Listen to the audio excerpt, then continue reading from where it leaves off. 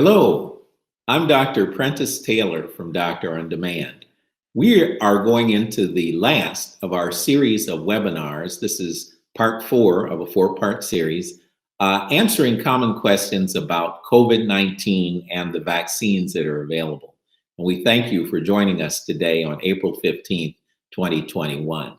Let's go through these questions. So just briefly about me, I'm a Vice President of Medical Affairs here at Doctor on Demand Telemedicine, the leading innovative national telemedicine company.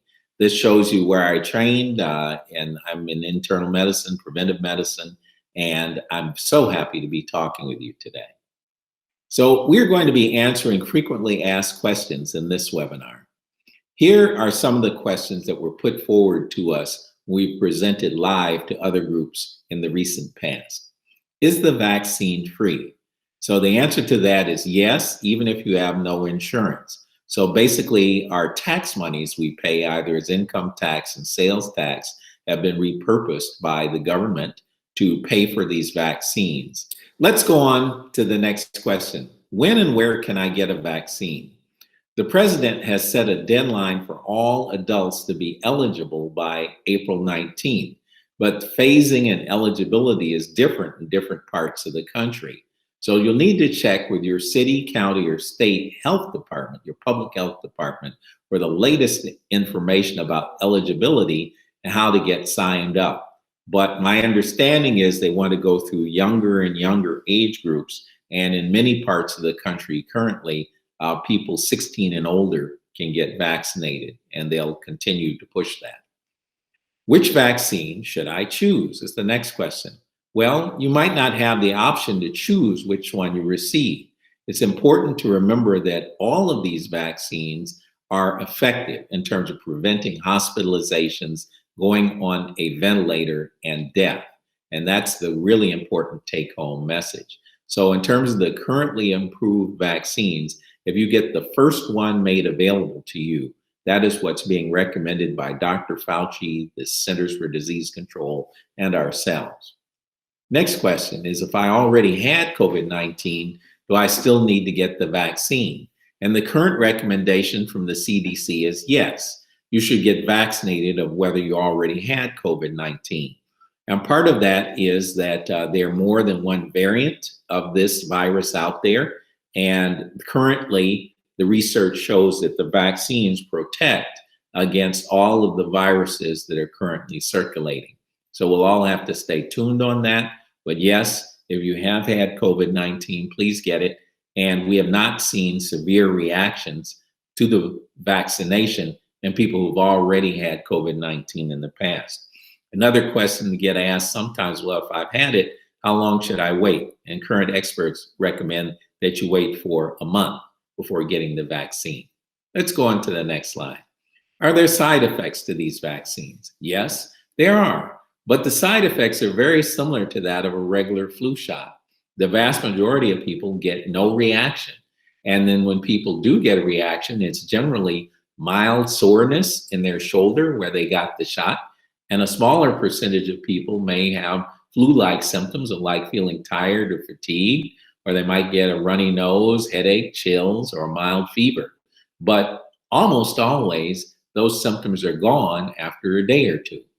I had the Pfizer vaccine myself, and we particularly look at the second shot because that's the one more people will get a reaction to. And all I did was feel a bit tired for a day, but that was nothing that a cup of coffee couldn't fix. I've talked to other people who've had more of the flu-like reaction we just discussed, but that only lasted a day, and then they were fine, went right back to work or school, maybe had to take a Tylenol or an ibuprofen, but they were good. Here's the next question.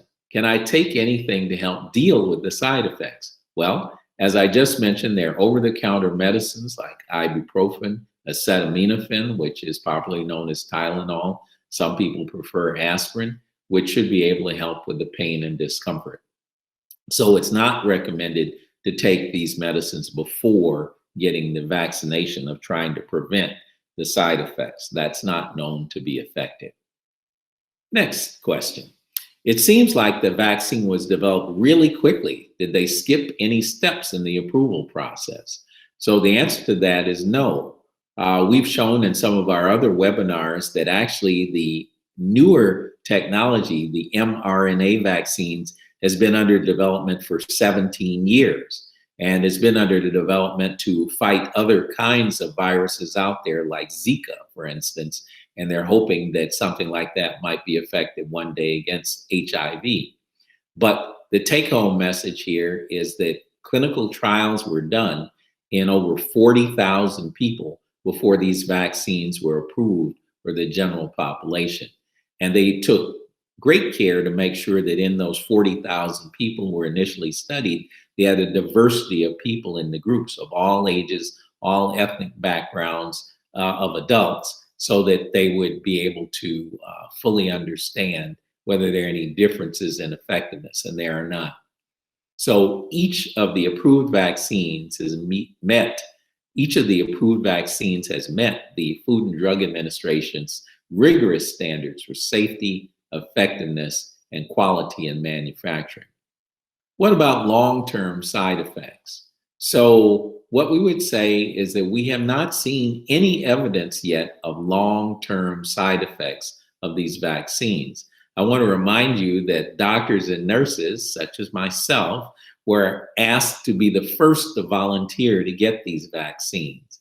And I can tell you, for being on the staff of a large teaching hospital in my community, that there have been no reports of these doctors and nurses, hundreds of them in my community who got these shots first, having any kind of lingering problem. So I want to reassure you on that. After vaccination, here are a few questions. Am I fully protected? Yes, people are considered fully protected after their second dose. So 2 weeks after the second dose in the 2-dose series, or 2 weeks after the single dose in a single dose vaccine like the J&J, people get full immunity as far as studies have shown thus far. Question here is it possible to get COVID-19 after getting the vaccine? So very interesting question, and the various latest update on that came out just this morning.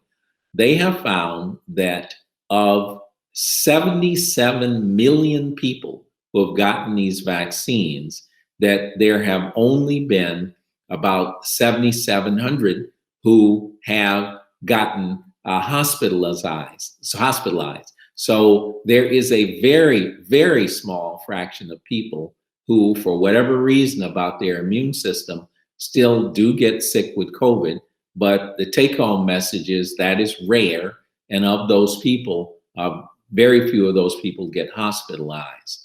So that's the take-home message we want to know, is that these vaccines are extremely effective, that way, way over 99% of people will not get sick at all after getting these vaccines. How long does the protection from the vaccine last, is this question. Well, we don't know. That's being studied, but we do believe, based on studies that have been done of similar viruses, that there will be long-lasting protection, at least to last at least for a year. Some experts believe that there will probably need to be booster shots done each season, sort of similar to what we do with the flu shot now, because these viruses evolve and different variants will emerge going forward. So getting a updated vaccine may be what ends up being recommended in 2022. This question is, do I still need to wear a mask and avoid close contact with others? Well, it depends. So current recommendations is when you have fully vaccinated people and everybody in the group is at least 2 weeks from their last vaccine in the series, that group of people can gather indoors within a household with others who are fully vaccinated. And that's really good news from some family groups, or if you have close friends who are fully vaccinated. But when you're out in the public, we have to remember that there are a lot of other people out there who are not vaccinated. And we, at the current time, need to continue to wear masks and stay 6 feet apart in terms of social distancing, and wash our hands when we're interacting with other households or we're out in the general public. And that's what I myself have been doing. So I want to give you these few takeaways. First, The best COVID-19 vaccine is the first one made available to you. Second, all currently approved COVID vaccines are safe, effective, and reduce your risk of serious illness, hospitalization, and death. Third, that the vaccine not only protects you, but it also protects others in your community from getting sick, because if you're not sick, you're not spreading it to other people. And our final recommendation is to talk with your doctor if you have any questions or concerns about COVID-19 or the vaccine. It's been my privilege to serve hundreds of people in Doctor on Demand telemedicine who have COVID-19 and have questions about their illness or how to feel better. And I would tell you that it's very natural that people have questions, and we've been trying to answer questions and make you feel confident about making decisions. This is Dr. Prentiss Taylor from Doctor on Demand. I want to thank you for joining us today. Bye-bye.